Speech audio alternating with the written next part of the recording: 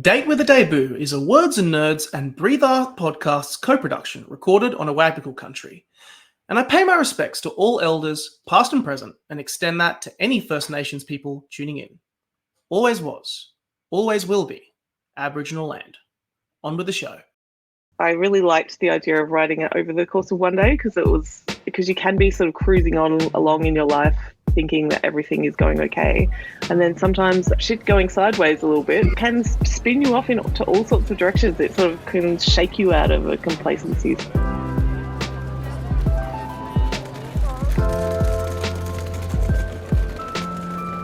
Welcome to Date with a Debut, a podcast about debut authors, their incredible books, and their journey to publication. If you are looking for a new author to discover or writing inspiration for your own story and you don't know where to start, this is the place to be. I'm Nick Wasiliev, author of When Men Cry and your host for today's show, and I'm delighted to welcome another debut author in today's episode. If you enjoy this show, or indeed any other shows on the Words and Nerds platform, jump online and give us a thumbs up, a 5-star review, wherever you are listening. Thank you for listening to us and for supporting the Australian book industry. You can also find any books mentioned in today's podcast down in the description. For our first episode, it is important to recognise that late last year we actually got hit with a bunch of debut books. So today I'm being joined by Eleanor Elliot Thomas. She worked for many years as a lawyer before committing to writing full-time, and previously she created the Isolation Bear comics during COVID lockdown. But we're here today to talk about her debut novel, The Opposite of Success, which is published by Text Publishing, and you can grab a copy of that right now down in the description. So I started off by asking Eleanor about how writing a novel compares to crafting a comic. And also, because this book has now been out in the world for a little while, what has the reaction been like?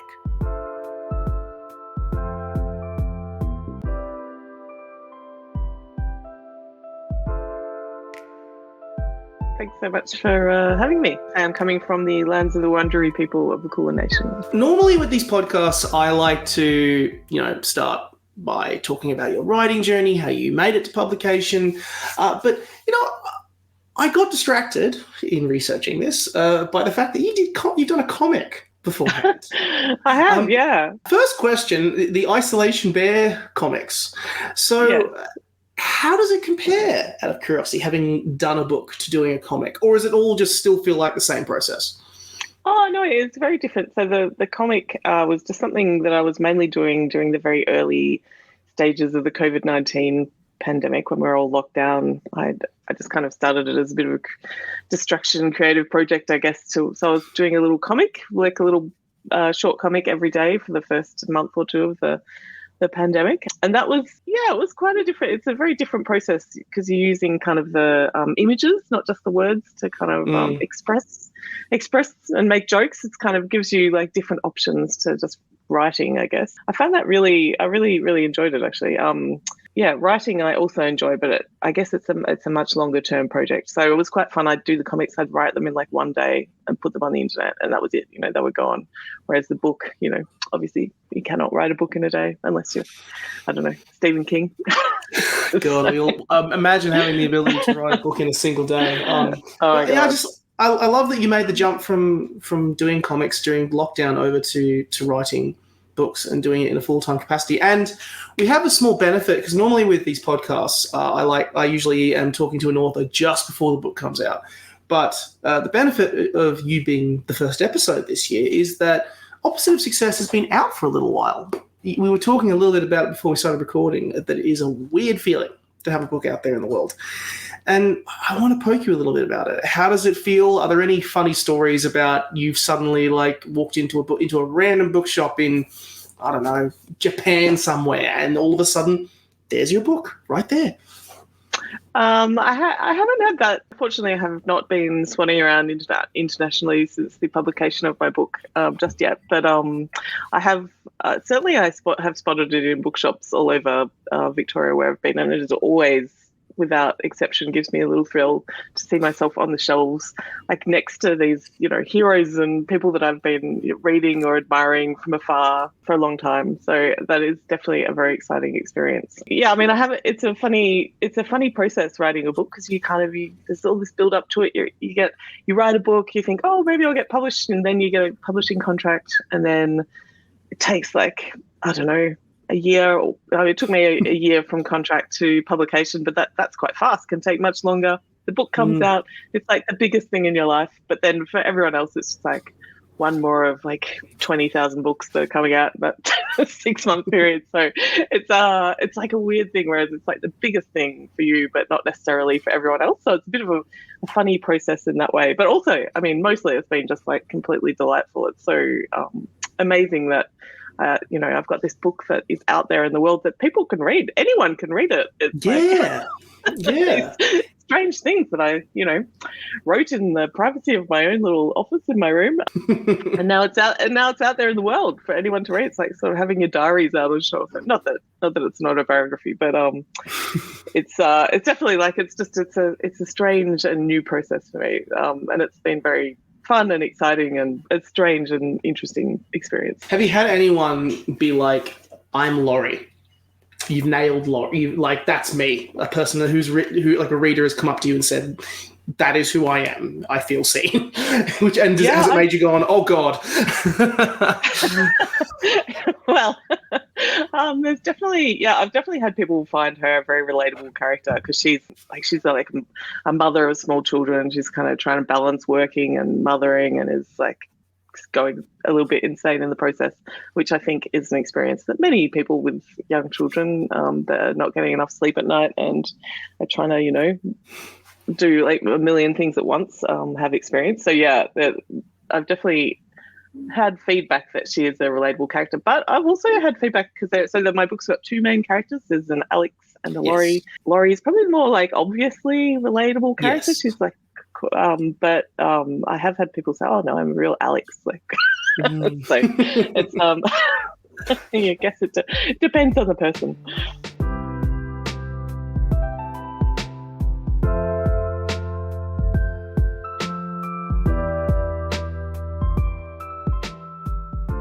Let's dive into this book. And I always like to start when we talk about, the actual book itself, the characters, the themes, the story.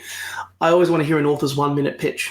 And I know that this book's been out for a little while, so I'm assuming you've nailed it down. What is The Opposite of Success about? So it is a contemporary comedy about two women and having a very bad day, essentially. It's set over the course of one day. So Laurie is the main character. As I said, she's a working mum. She's been working at the council job for a long time, and she's applied for a promotion that she's a bit overdue for. And when that doesn't quite go as she anticipates, she has a somewhat unhinged reaction, and things kind of spiral in increasingly chaotic ways. So that's a very short summary. I love it, and we'll keep it. We'll keep it as spoiler-free as we can. We will touch on a few things through the book, of course, but want to try and keep it as spoiler-free as possible. But nailed it. This is a very quirky story, and I love that it's also. I had to stop a few times because I often I have power sessions where I smash 80 pages or 90 pages or whatever, and then I have to take a break or whatever. But it still amazes me that this book only takes place over the course of a day. And I honestly felt trouble trying to put together this podcast interview, because the book goes off in so many multiple directions, because you cover a lot. You have the seemingly perfect life being unraveled. You have the dog-eat-dog world of corporate legal environments being passed up for promotions in favor of a new whippersnapper. You have, and then bringing it all back to the title, The Opposite of Success. This felt like the perfect book that encapsulates that moment in your life where falling into expletives, like the book does, shit goes sideways. Brilliant. Absolutely brilliant. Just want to say that straight up. Oh, thank you. I really liked the idea of writing it over the course of one day, because it is because you can be sort of cruising along in your life thinking that everything is going okay. And then sometimes a failure or something just kind of going sideways a little bit, kind of can spin you off into all sorts of directions. It sort of can shake you out of a complacency. So I think that's the reason that I found the idea of setting it over one day appealing, because it was kind of like a normal person and then something goes wrong and she becomes a little bit unnormal or abnormal. Yeah. It's the good thing is it came along at a good time for me, because like I was also diving into historical fiction, some really intense books, and when you have one of those, sometimes it is nice to counterbalance it with something comedic, fun. I don't want to say light, because there is a lot of stuff going on here. Like light can be used in a broader term, but it's an enjoyable read. This book, it's a very enjoyable read because you're dealing with the topics of just having a fucking shit day in such a light, breezy way that is incredibly relatable, which I love about that. It's the charm and the appeal of the book, and I think it, if you are in that sort of person who is kind of stuck in that 9-to-5 desk jockey environment, or indeed if you're just in that sort of environment where you just working your ass off, you feel like you're not getting anywhere, sometimes you feel a bit wheel spinny, this book nails that setting, that feeling, that vibe in a good shape. Yeah. Oh, thanks. That's so nice to hear, because I did find when I was writing it, I like what I kind of had in mind when people were asking me, I was like, what are you writing this for? I'd be thinking, I just want to write something that is, well, it's kind of exploring issues that were relevant to me and that I was thinking about in my own life, but also that I just wanted to write something that was really kind of just enjoyable to read, that it was not that was kind of my main priority, to make it like a book that was interesting and explored some interesting issues, but was also just fun. So it's really nice to do that. The book follows at the top of the, we mentioned it at the top of the podcast, but the book follows two women. I want to first ask about Laurie. We follow Laurie at first, happily married, mother of 2, semi-excited for a promotion, seems to have everything together, and then the crux moment where this book just goes into the stratosphere is where she is told in nice corporate speak is the best way to describe it, that she is perceived as not really working hard enough, and the role is given to a bloke 8 years her junior. Fuck that. And that sends us on the journey of her meltdown. Where did this character emerge from? Because as the story progressed with Laurie, and I think maybe this is probably the reason why a lot of people have gravitated, you mentioned kind of a lot of people have gravitated towards her first initially. And I think the reason is because she goes into this meltdown propelled by pot and alcohol and a whole bunch of stuff. She says shit that is so liberating and stuff that you kind of want to you've sometimes wanted to say when you're in that work situation and someone is pissing you the hell off. It's losing all inhibitions and saying shit that I wish I could say sometimes. Where the hell did she come from? I need to know. Look, I mean, it was funny. When I started writing this book, I kind of just started writing without any plan. I kind of didn't really know what I was going to write about, and I just kind of let it come as it came. So obviously a lot of it comes from my own brain and my own experiences in the workforce. Not that she's fully me, and I certainly would never and have never had those sort of like,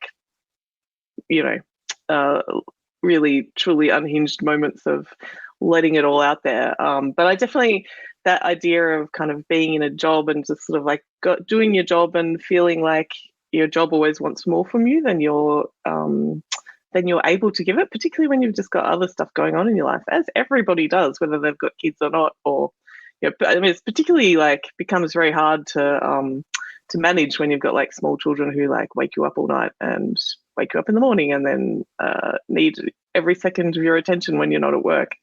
in that context, it becomes very hard to be like the pure professional that the workplaces sometimes expect you to be, and to just kind of like take off, to put this kind of mask on of like, I'm just going to like soldier through this day, and work is the only thing that matters to me, the only thing I care about. And so Laurie is not very good at that sort of performance of that, being the perfect corporate worker.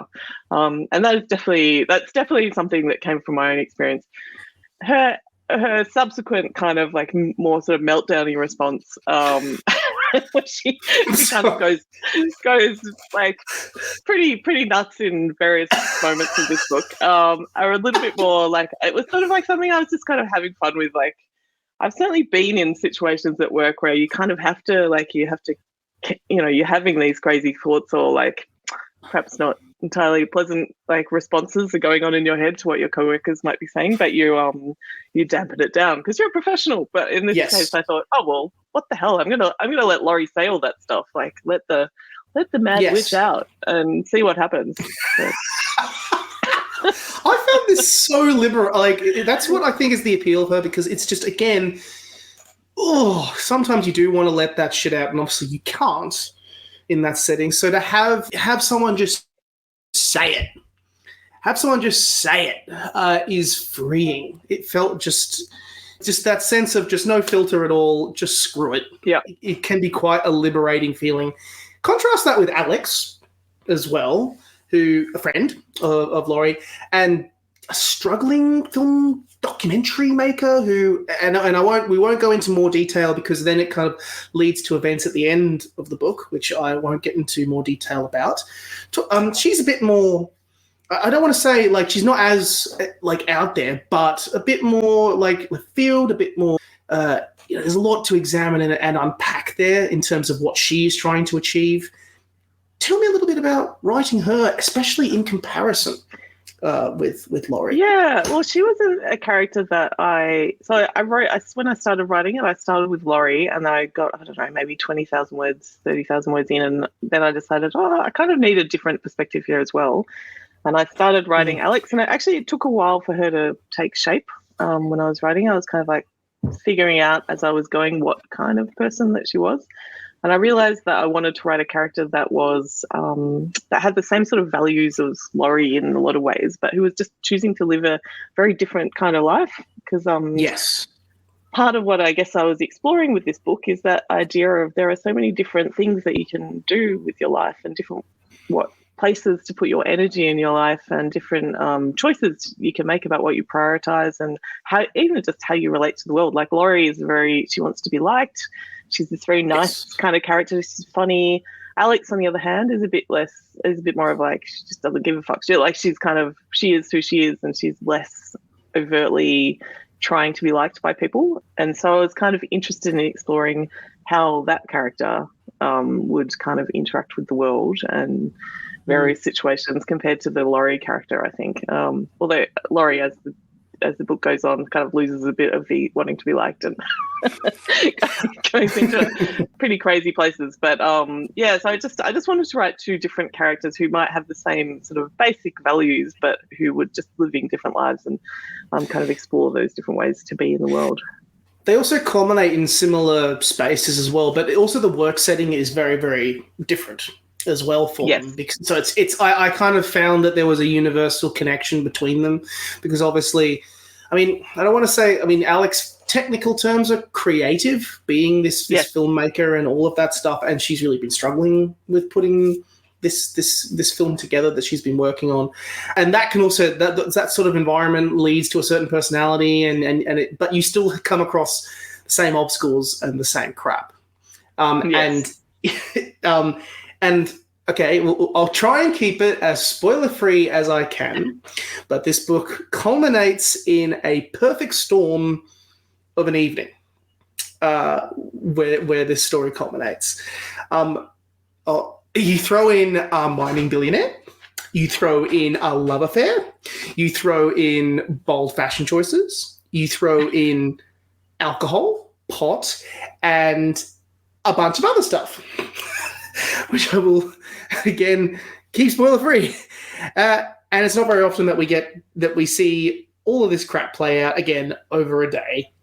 I have no comment or question to add here. I just said that it was. I just want to say, absolutely entertaining. It's really entertaining. Thanks so much. Talk me through just that scenario. We'll obviously say not what happens, but it's like an event in the evening of this particular day. Talk me through this scenario and how this felt like the perfect place for shit to culminate. Well, I guess as I was writing it, I decided actually one of the first decisions I made about the book was that I wanted to set it over one day. So as I said, I kind of went in without a plan. I just started writing, see what comes, what's kind of interesting to me in the moment to write about.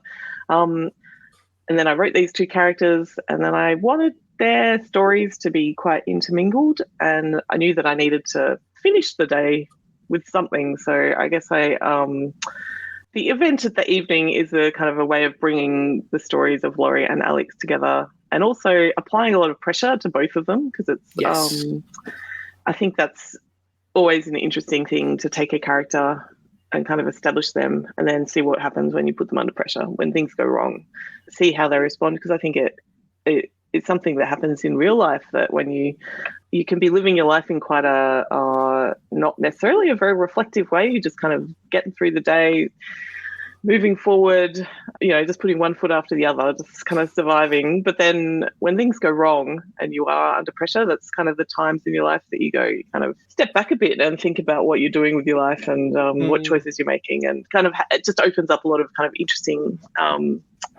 things to explore. So that's that's what I was trying to do with these characters and that final somewhat chaotic event at the end of the book.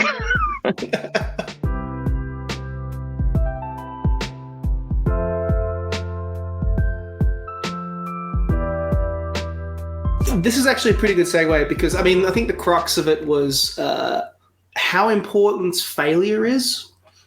Again, leading into going back onto the title, the book is about the opposite of success. It is about failure. I feel this is a good segue into talking a little bit about your writing publication journey a little bit, because obviously Text saw this book, picked the story up, and I feel like it's a perfect segue. It's not very often I get to ask this question, because I feel like in line with this book being about failure, could you tell me a little bit about how important failure was for you in writing it? Yeah, well, that's an interesting question. I guess that like the main failure for me. So I wanted to be a writer from when I first discovered books. It was always like something that I really loved doing and felt most myself when I was doing. It's very like when I'm writing, I feel like most authentically myself, and I feel smarter than I am. And I don't know, I just really I find the whole process of it very satisfying. And if I had a choice, I would just be reading or writing books all day, every day of my life. But the main failure, I think, for me was that despite that and having this kind of knowledge about myself, I was very afraid of doing it. So I always wrote throughout my whole life, but I didn't actually write this book until I think I turned 40. That was at the point where I was like, God, if I actually don't do it now, then I'm just not going to get to it. It's not just going to happen. And it's sort of the failure in it was the failure for me was actually the fear of failure. So it wasn't like I had tried to write books before and hadn't quite finished them, but it was the thing I think that I had failed in was having that sort of self-belief or being able to cope with the idea of writing something and it not turning out. So I think being able to kind of overcome that fear and being able to go, well, if it fails in the sense of, even if I write a book and it's terrible, or if I write a book and it's not published or whatever, I kind of made the decision that I wanted to write the book anyway, because I love writing so much and it's such an important and satisfying thing for me to do. So that was kind of how I got over that. The other failure was I did have an experience at work where I had been a little bit like my character, where I had been kind of cruising along and then I was knocked back for a promotion. And even though it was not at all in the scenario that the character in the book experiences, and it was not, it was a very different scenario, but it was that experience of being knocked back for a promotion that I thought I might get was quite a good thing for me, because it really jarred me out of this kind of like I was just moving forward, and then I was like, oh well, actually maybe the the path that I thought I was on is not the path that I'm actually on. And it made me think a lot about what I was doing. And that actually is part of the reason that I ended up writing this book, because I thought it kind of brought me back to that sort of contemplative self where I was thinking, oh, what do I actually want to expend my energies on? Do I want to focus solely on this other, because I was working as a lawyer at the time, and I sort of decided to take the time to also do the writing, and that I kind of realized at that point that I knew that I'd really regret it if I didn't. Absolutely. I also love that the actual expending of energy was kind of the culmination of it. Like you were dealing with like other stuff, and this kind of made you go, you know what, screw it, this is what I want to do, and I'm going to do it. It's amazing how often that can often be the catalyst for the creation of a piece of art like a book. You've suddenly had a recontextualizing of either your life or kind of understandings around it, and that often leads to be from those failings or troubles that you get hit with. Suddenly you are galvanized to create a piece of work, which I think is always amazing. What is next for you? Will we see another book? Yes, well, I'm contracted to write one, so we better. Oh, that's important. Yeah, that probably makes an impact. It does, yeah. So I'm very fortunate. I've got a 2-book deal with text, so I'm working on the second book at the moment. I'm sort of about halfway through the manuscript, and it's a little bit not wholly different to the opposite of success. Maybe a little bit less kind of like overtly comic. It's a little bit more serious. It's kind of explores sibling dynamics and also the role of luck and kind of privilege in life. So I mean, it's currently not as overtly comedy as the opposite of success, but having said that, I don't think I even knew the opposite of success was a comedy until I showed it to someone else, and they were like, "Oh, you've written a comedy." So I think that's just how I don't know. My natural voice is like the comic voice, I guess. So it's not going to be War and Peace, the next one. Well, hey, look, all comedy in some essence, shape, or form is critical. The comedy comes out of the fact that it's bloody relatable and hits you pretty hard, and that's what I love about this book. It's really, really good. Oh, thank you. You should be super proud of it. Thank you.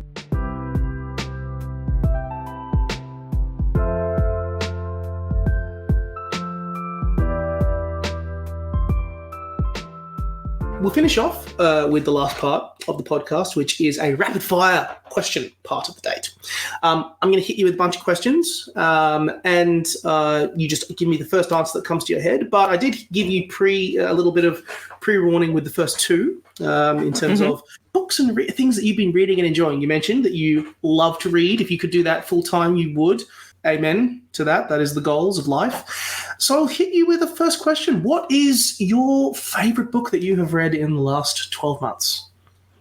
Yeah, it's hard to choose because I've read a lot of great books in the last 12 months, but I really loved the thing that immediately sprang to mind was The Rachel Incident by Caroline O'Donoghue, which is a book about a girl working in a bookshop who develops a crush on her uni professor, but then that doesn't quite play out how you expect it to. And it's this book written with so much compassion, and I just loved the characters. I just felt like they were all old pals by the end of the book. I thought it was just the perfect reading experience. I loved it.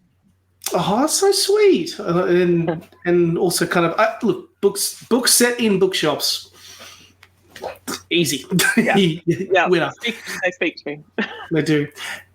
What is your favorite debut that you've ever read? So I'm not talking like in the last, 12 months or whatever. I'm talking ever that you've read. Yeah, favorite debut. Yeah, that's a tough one, but I really did love, do you know Diaz's The Brief Wondrous Life of Oscar Wilde, which is about a Dominican-American kid. It was like maybe 2007 or 2009. It's early aughts. Really amazing, like very imaginative and a little bit metafictional and funny and crazy and tragic and comic. It's got everything. Fantastic book. He hasn't written any more novels since then, so which is a sad business. But that one was an amazing one. Maybe because it was such a hit, he's probably taking the Harper Lee approach and waiting 50 years for the next one. I think he won like a Pulitzer Prize for it, so he was probably like, my work is done. just drops an amazing book down, collects a massive prize, dibs and leaves. What a boss. Totally. What's the shittiest moment you have ever had work-wise that you can now look back on and laugh? That is a good question. Look, I did get fired from a job once when I was working as a waiter at a cafe, and they fired me for being too clumsy. Which was a bit cutting at the time, but I'm now like, all right, okay, it's a fair call. I really was too clumsy. I reckon I still drop my phone like at least 8 times a day. I can't be trusted with any breakable object. I wasn't built for that. That's savage. I mean, like, also you just recognize, okay, that's being a waiter is not where my calling is. It really wasn't, no. Do you have a favorite word? Oh, that's a good one. I'm just like, my brain is now just being flooded by my least favorite words, but that is a good question. Oh, now I'm blanking. What are words? What are words? I can't think of any. What are words? Words are life. That is. They are life. You know what? I'm not sure that I have a favorite one. They're all good. Let's recontextualize it. Is there a word that you like? For example, you were writing this book and then you went, you know what? I've kind of got an obsession with this particular word. I'm going to drop it into a sentence here, here, and here. And then even to the point where, your editor would have been like, dude, can you stop putting this word in to this book? It wasn't really a deliberate choice, but I did, when I was getting my copy edit, my editor was like, you use the word little and the word weird about once a page. So everything in the book was, it was a little weird. Anyway, it was a little weird that I was using those words so frequently. So those were the words that I was using in the book, but not really, I wasn't consciously choosing to use them. I think that's just how it came out. So I had to do quite a lot of editing to think about different ways to describe little and weird, or just get rid of them altogether. Thesauruses are your best friend in that regard. That's where you come in. I love a thesaurus, yeah. Yep. Strange, bizarre. Yeah, anyway. Underrated. Everyone says, oh, yeah, the dictionary's cool. But no, thesauruses are where it's at. That's where it's at. Totally. That's where it's at. Booze or pot? Booze. Booze? Yeah, fair. Yeah. Fair. If you had woken up after the day that Alex and Laurie had, what would be the first thing you would do? Probably the same answer as the previous question. Booze. And then lastly, final question. You walk into a lift and your ultimate celebrity friend is in there. Who is it? Ooh, ultimate celebrity friend. Probably JVN from Queer Eye. I think he would be a very hilarious lift companion. Oh, I love Jonathan. Yeah. He's beautiful. So good. He is beautiful. Such a great heart. Also, do you find it funny that whenever you watch Queer Eye, that obviously the transformations are amazing. The clothes are always wow, that person looks really, really good. But the real moment is when Jonathan turns them around and they look completely that's the oh shit transformation's happening. It's the real magic. Yeah, I'm so sad Bobby's not sticking around too. It makes me sad. I know, it is disappointing. But I understand.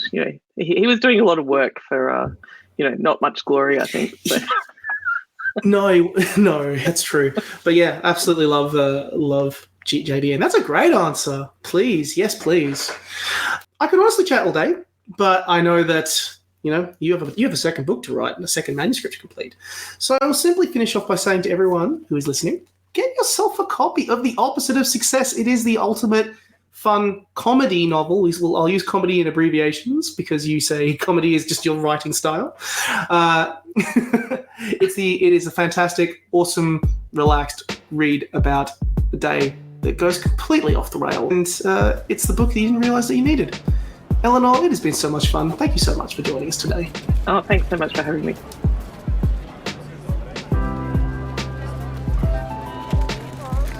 Thank you for listening to today's episode of Date with a Debut and for listening to the Words and Nerds channel. You can buy all books mentioned in today's episode down in the description box, and if you enjoyed the show or indeed any episode of Words and Nerds, drop us a review, leave us 5 stars or a thumbs up. It is hugely appreciated. Catch you soon.